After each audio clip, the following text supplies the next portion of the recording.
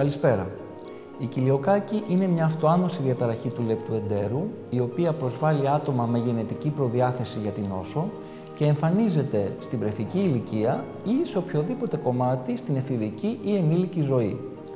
Η κοιλιοκάκη προκαλείται από τη γλουτένη, ένα συστατικό της τροφής, η οποία είναι και αυτή που προκαλεί τη βλάβη στο λεπτό έντερο. Γι' αυτό και η νόσος λέγεται πολλές φορές εντεροπάθεια εκ γλουτένης. Η γλουτένη βρίσκεται σε συστατικά της τροφής όπως το σιτάρι, το κρυθάρι και η σίκαλη, μερικές φορές και στη βρώμη. Γι' αυτό άνθρωποι που έχουν την νόσο δεν θα πρέπει να καταναλώνουν τροφές όπως για παράδειγμα κέικ, ψωμί, μακαρόνια. Αντίθετα, μπορούν να καταναλώνουν ελεύθερα τροφές που δεν έχουν γλουτένη, όπως για παράδειγμα πατάτες, κρέας, ψάρι, φρούτα, λαχανικά και όσπρια. Το λεπτό έντερο αποτελείται από την νίστιδα και τον ηλαιό. Η νίστιδα έχει ένα μήκος περίπου 2 μέτρα και ο ηλαιός έχει ένα μήκος περίπου 5 μέτρα. Ο βλενογόνος της νίστιδας και του ηλαιού καλύπτονται από λάχνες και μικρολάχνες. Ουσιαστικά αυτές είναι αναδιπλώσεις του εντέρου και βοηθούν στην απορρόφηση των συστατικών της τροφής. Στην κοιλιοκάκη η γλουτένη παραβλάπτει την απορροφητική ικανότητα αυτών των λαχνών. Ουσιαστικά οι λάχνες ατροφούν με αποτέλεσμα να μην μπορεί να γίνει η πέψη συγκεκριμένων συστατικών της τροφής. Η κοιλιοκάκη μπορεί να έχει συμπτώματα, αλλά πολλές φορές δεν έχει καθόλου συμπτώματα. Είναι αυτό το οποίο λέμε ασυμπτωματική νόσος και να εμφανίζεται μόνο με κάποιες παθολογικές εργαστηριακές εξετάσεις.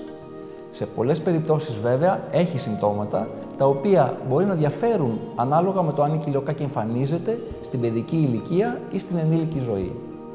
Στην παιδική ηλικία μπορεί να έχουμε διαταραχές στην ανάπτυξη και ένα παιδί να μην παίρνει ύψος ή βάρος όπως θα έπρεπε. Μπορεί παράλληλα να έχει διάρρειες ή να έχει πόνο στην κοιλιά. Στην ενήλικη ζωή υπάρχουν πιο συχνά διάρρειες ή κοιλιακός πόνος, αλλά μπορεί να υπάρχει και απώλεια βάρους ή άλλα συμπτώματα που προέρχονται από την δυσαπορρόφηση των συστατικών της τροφής. Ξανά θα πω όμως ότι μπορεί να μην υπάρχουν καθόλου συμπτώματα και η κοιλιοκάκη να εμφανίζεται μόνο, για παράδειγμα, με ανεμία.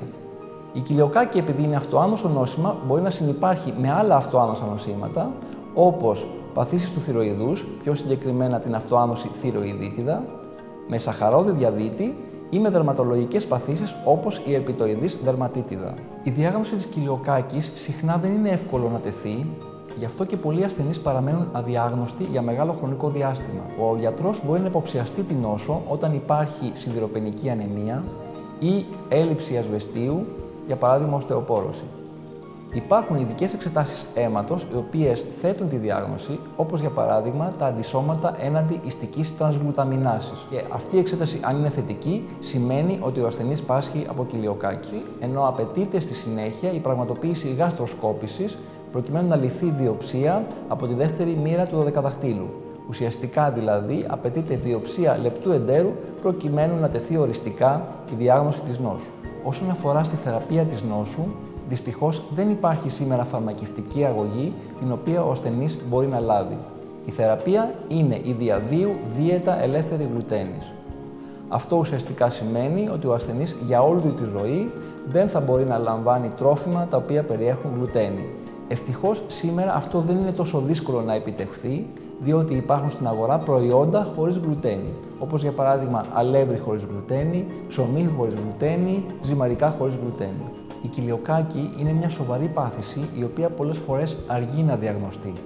Γι' αυτό, αν έχετε οποιοδήποτε σύμπτωμα από το γαστροεντερικό ή έχετε σιδηροπενική ανεμία, θα πρέπει να απευθυνθείτε στο γιατρό σας. Επίσης, εάν έχετε συγγενή στον οποίο έχει διαγνωστεί κοιλιοκάκη, θα πρέπει οπωσδήποτε και εσείς να εξεταστείτε. Όλοι μπορούμε να συμβάλλουμε στην ενημέρωση.